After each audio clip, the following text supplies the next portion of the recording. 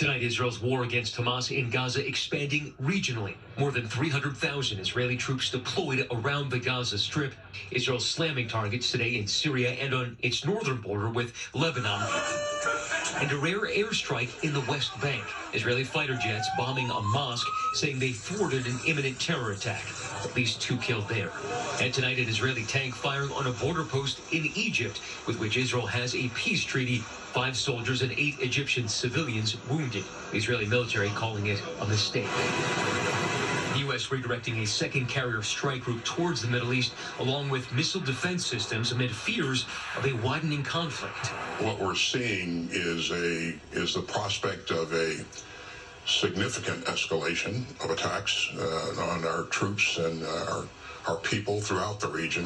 In Lebanon, Israel and Hezbollah trading barrages of missiles, artillery, tank fire. An Israeli reservist with American citizenship killed overnight in one of those exchanges. The fighting so intense there are more Israeli towns now being evacuated.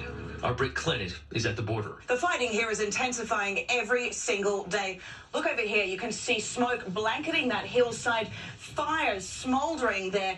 That's where Israel just struck Hezbollah positions, trying to make their way over here and attack Israel. But the most intense bombardment continues in Gaza. An Israeli soldier killed and 3 more wounded in a raid inside the Gaza Strip today.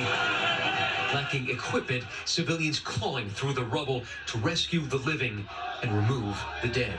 Drone images show a block of buildings pulverized into this gray dust. And the reporter who filmed this reportedly killed shortly after recording it, according to the Palestinian Journalists Union. Another Palestinian journalist, Motaz Azeza, dropping his camera and scooping up these 2 wounded toddlers, rushing them to a hospital. People gave me these 2 babies. They're injured by the bombing. I just see them. You're fine.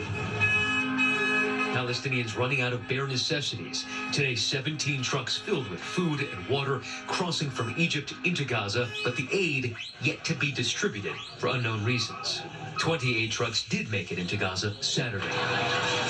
And tonight, with civilian casualties in Gaza soaring and hundreds of American citizens trying to get out, we spoke to the head of the Israeli Military Medical Corps. Have you instructed them to help care for Palestinian casualties they find along the way if this incursion happens? To us, it does not matter who's the one lying on the floor.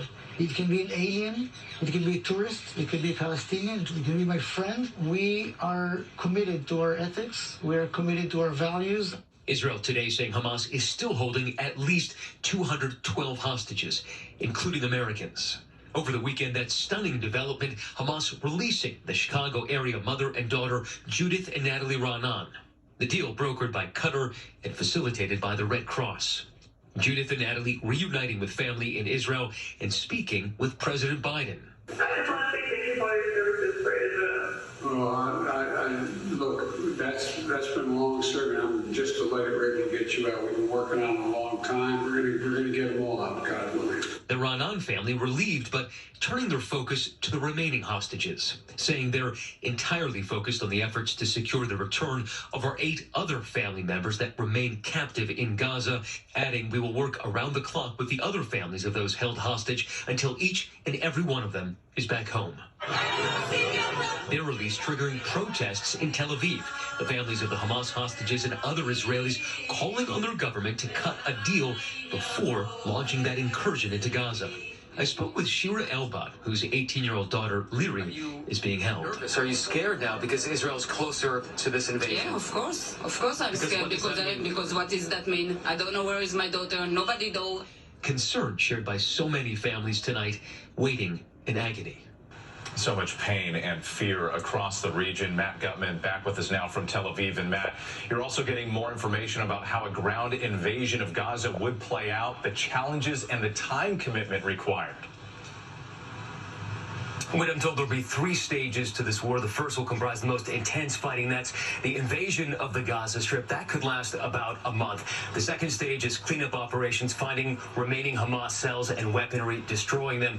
That could be about 2 to 3 months. The third stage is rehabilitation, restoring essential services in Gaza, perhaps a government. And I'm told that could take years.